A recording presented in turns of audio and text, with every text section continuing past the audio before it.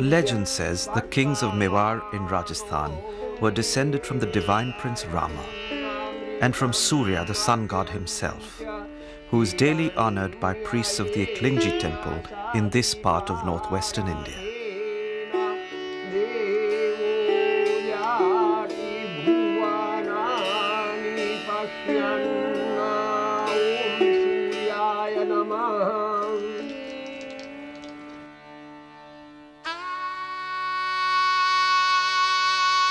The temple is the spiritual core of a remarkable kingdom, whose people fought for over 1,000 years to preserve and protect their unique culture and society.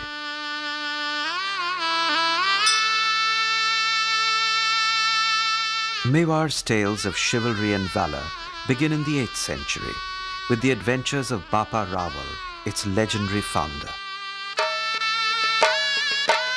After his initiation into Shiva worship by a holy sage who lived in a forest, Bapa Rawal united warring clans into a kingdom, founded Eklingji temple, and began a tradition of royal patronage that still endures. Court paintings show the spectacular parades that accompanied rulers' pilgrimages to the temple.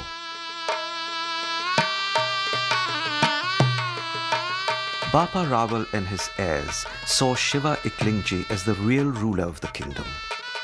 The earthly ruler, called the Rana, was merely the god's regent. This connection is still honored today.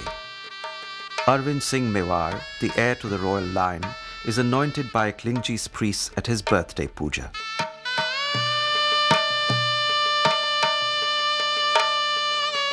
Outside, residents of Udaipur wait to pay homage. Why would citizens of a democracy honor descendants of an outmoded monarchy? The answer lies in the uniqueness of Mewar history and in the power of Mewar's rich and splendid courtly art and culture.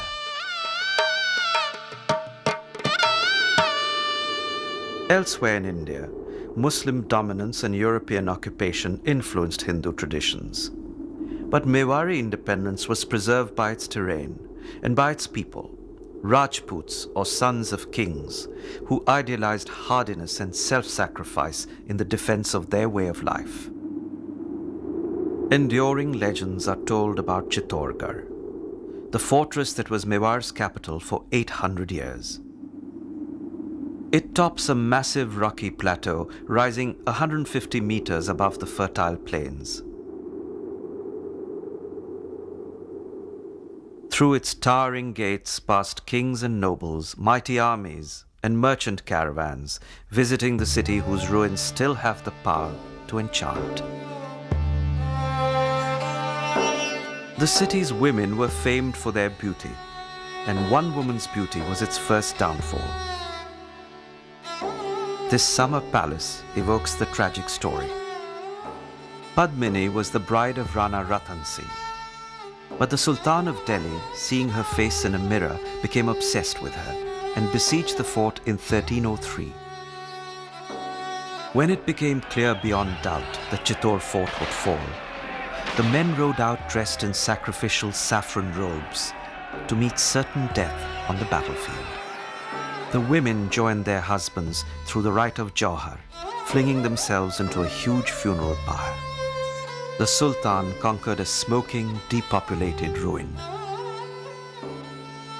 But Chittorgarh rose from the ashes, and the fabled Rana Kumbha led it once more to power and prosperity. Rana Kumbha was a poet, a warrior, and a prolific patron of courtly arts, painting, and music.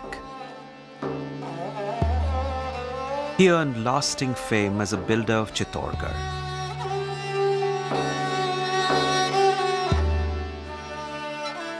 His rambling palace with its irregular roofline set a style that would prevail in Mewar throughout its history. Rana Kumbha also beautified the city with new and rebuilt temples in traditional Hindu style.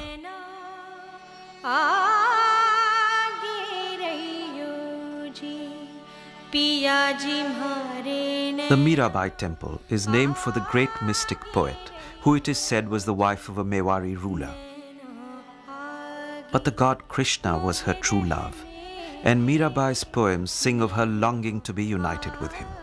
Your Highness, now you can't close me with walls. The wise are now dear to me. Lost is womanly shame. I've left my mother's house, and the taste of dance is on my tongue.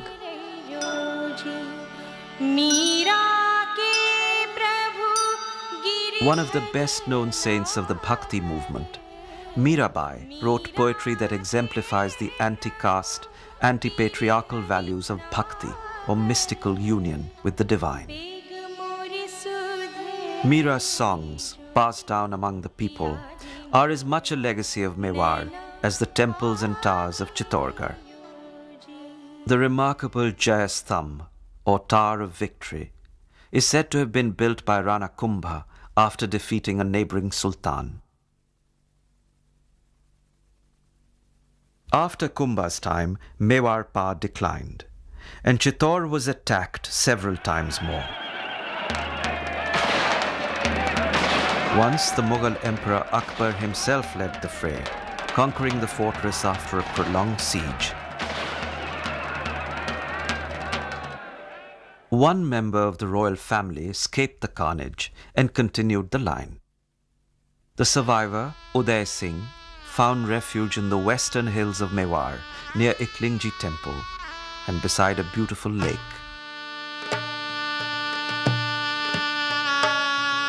About the time Elizabeth I ruled England, Uday Singh founded Udaipur, which has remained the capital ever since. On the edge of the lake, he began to build a new palace.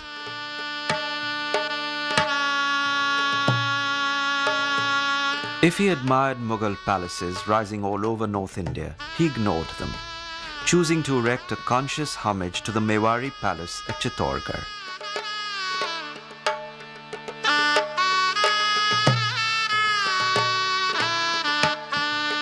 Graceful projecting balconies adorn walls with the forbidding sweep of military fortifications.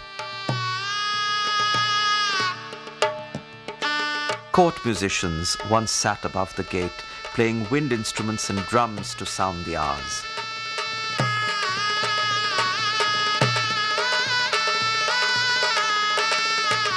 Unlike Mughal palaces laid out grandly in flat areas, the asymmetrical Udaipur palace tumbles all over an invisible hill. Airy balconies and rambling rooms, small and large, are threaded together with narrow halls in a way that may have been intended for security, or possibly just for pleasure and variety. Even in this well-defended retreat, the Mewaris were still harried by the Mughals. Uday Singh's successor, Rana Pratap, faced Emperor Akbar's armies led by Raja Man Singh of Amer in a particularly bloody battle in 1576, his own forces being led by a Pathan, Hakim Khan Suri. The battle raged in a rocky pass called Haldi Ghati. The Rana's horse was terribly wounded, but managed to bear his master to safety before dying. A marble monument stands where the Rana's horse and many brave Rajput soldiers sacrificed their lives. Pratap took refuge first at the fort of Kumbhalgarh, then in the wild hill country of southern Mewar, where he continued to resist the Mughals.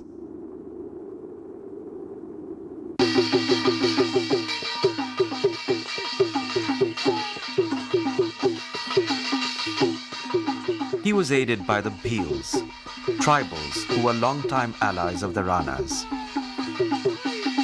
The Bhils sheltered Pratap and joined in his battles, using their own guerrilla tactics against the Mughals. Their dances recall their warrior past.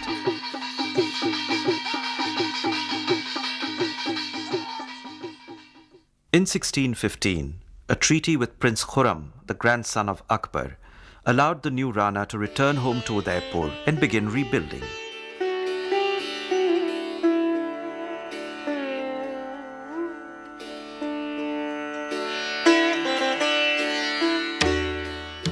Perhaps because of all the hardship that had gone before, the next era of Udaipur was devoted to luxury. The pleasure palace called the Jag Mandir was begun in the 1620s. It was here that Prince Khurram, later Shah Jahan, took refuge after his revolt against his father Jahangir.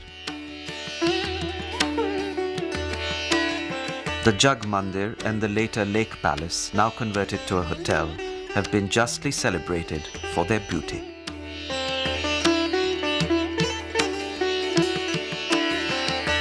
Colonel Todd, the British agent for Mewar, described the beauty of these lake palaces in his classic history. Nothing but marble enters into their composition. Columns, baths, reservoirs, fountains, all are of this material, often inlaid with mosaics, and glass of every hue. Here they listened to the tale of the bard and slept off their noonday opiate amidst the cool breezes of the lake. The Ranas did more than relax during this time. They also patronized literature, music and dance and initiated a new age of Mewar painting.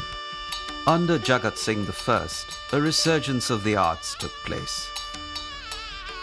Sahibdeen, a Muslim, painted in the bold and colorful Rajasthani style that is worlds apart from Mughal painting. Among his works are illustrations for the Rasik Priya, a Hindi poem describing ideal lovers, of whom Radha and the blue god Krishna are supreme examples.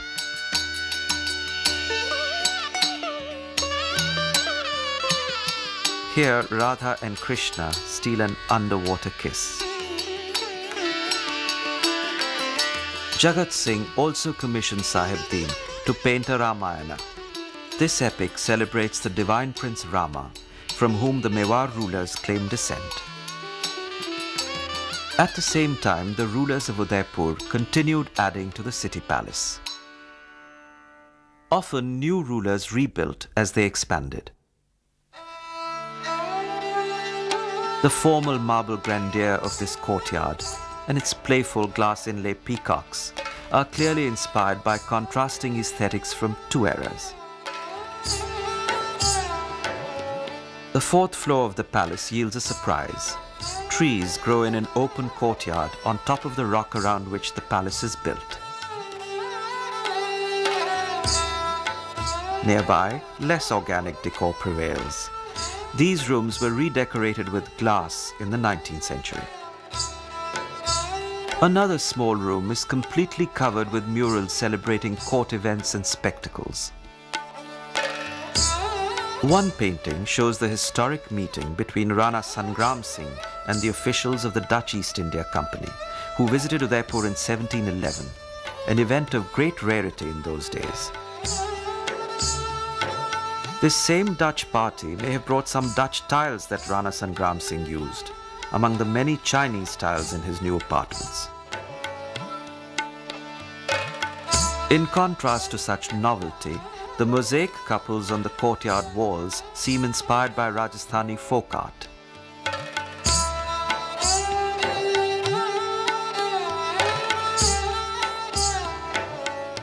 Though the funds of later rulers were drained by the tribute demands of invading Marathas, no hardships could interrupt the court tamashas or spectacles, or the work of the court painters who memorialized them. Elephant fights were a favorite subject.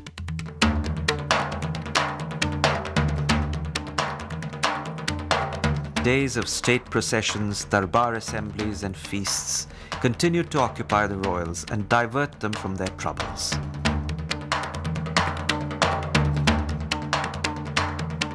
Wrestling matches were a popular entertainment. Court painters graphically rendered the bloody combat between men armed with tiger claws.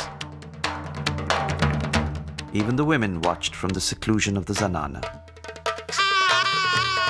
Against the familiar backdrop of the palace facade, Rana Sangram Singh celebrates his son's wedding, in a festive conglomeration of dancing girls, favorite elephants, courtiers and musicians.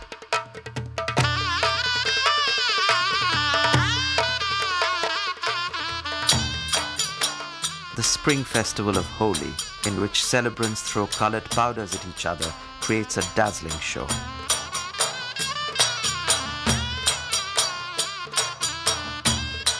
In portraying the Gangaur festival, the artist has even managed to suggest the blackness of night, an unusual effect for this era.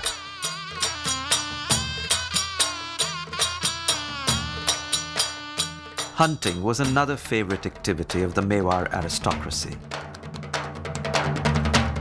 Amid meticulously observed landscapes, continuous narratives show both the Rana and his prey a number of times.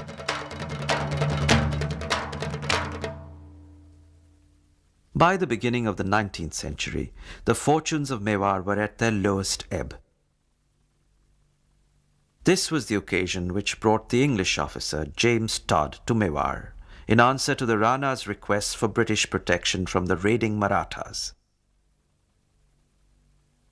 The state reception given Todd by Rana Bhim Singh may have resembled this one. Alliance with the British stabilized the kingdom and improved its fortunes, allowing Bhim Singh's descendants to continue expanding the city palace. The Fateh Prakash Palace and the Shiv Nivas were added at the beginning of the 20th century. Their sheer walls are crowned with graceful projecting balconies and domed pavilions, continuing the old traditions.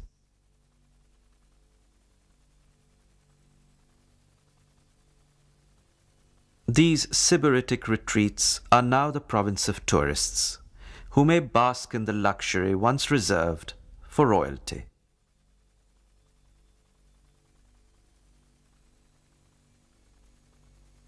Along the lake and throughout the city, Mewar nobles built mansions or havelis, with which they strove to emulate the city palace as much as possible.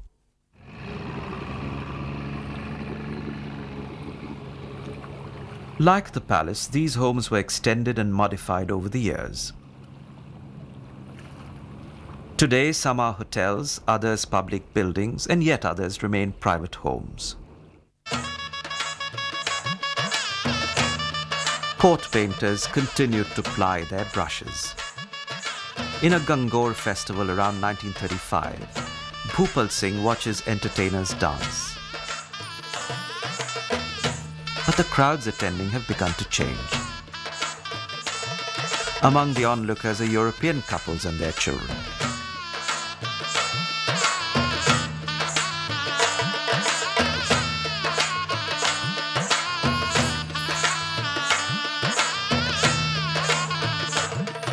Bhupal Singh was the last ruler to sit on the throne of Mewar, and this is among the last of the great court paintings. The event depicted, a formal inspection of royal horses and elephants, shows courtiers, a marching band, and gorgeously caparisoned elephants assembled to mark the Dasera festival.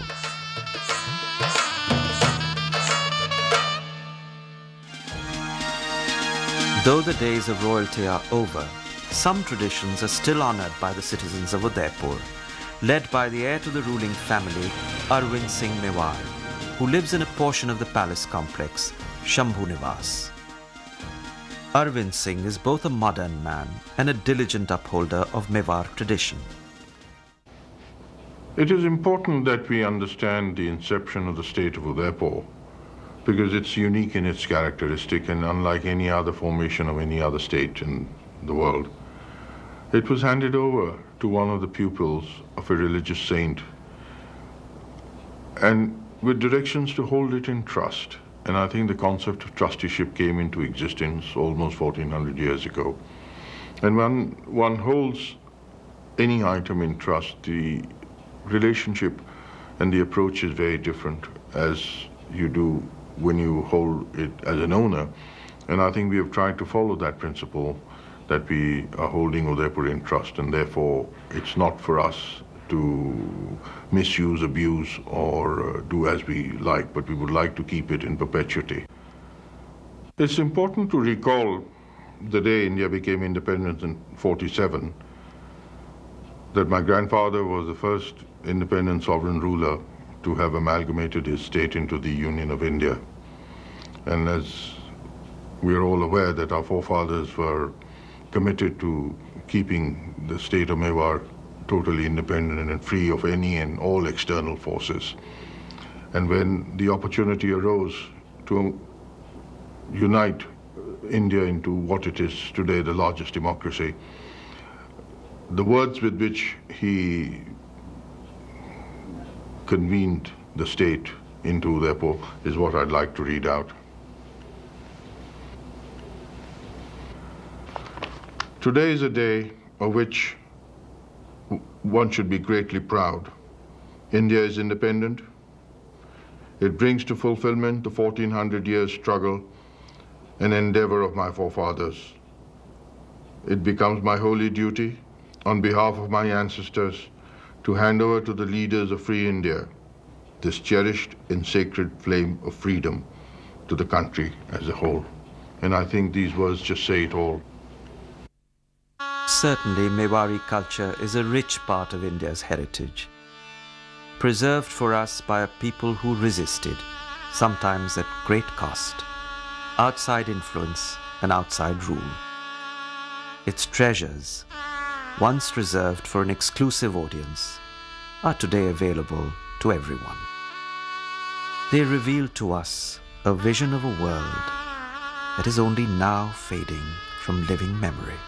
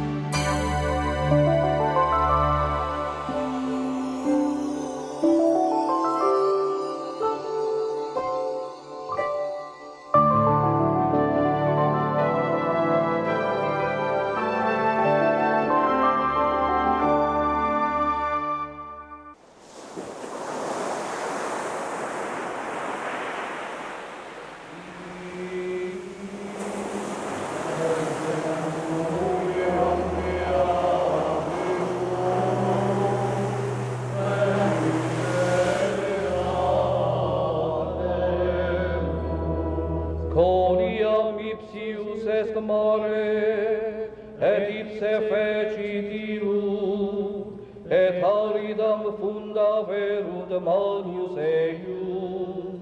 Venite adoremus, et procidamus ante Deum, floremus coram Domino qui fecit. We could be in Brazil, Portugal, or indeed in Rome itself.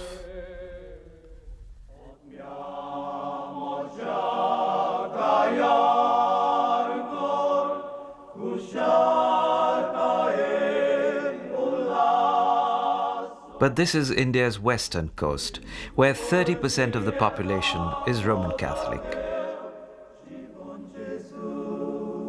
Christianity is reputed to have come here around 52 AD, when St. Thomas established the first churches further south in Kerala.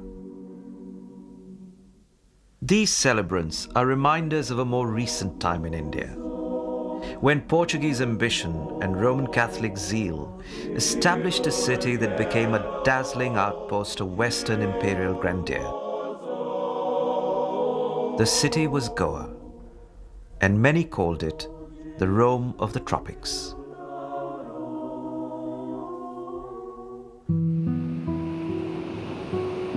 Long before the coming of the Europeans, the allure of Goa and of the Malabar coast was well known. A succession of dynasties ruled this lush region without leaving scars. For centuries, the Konkani people prospered, farming the rich alluvial lands and harvesting fish and shellfish.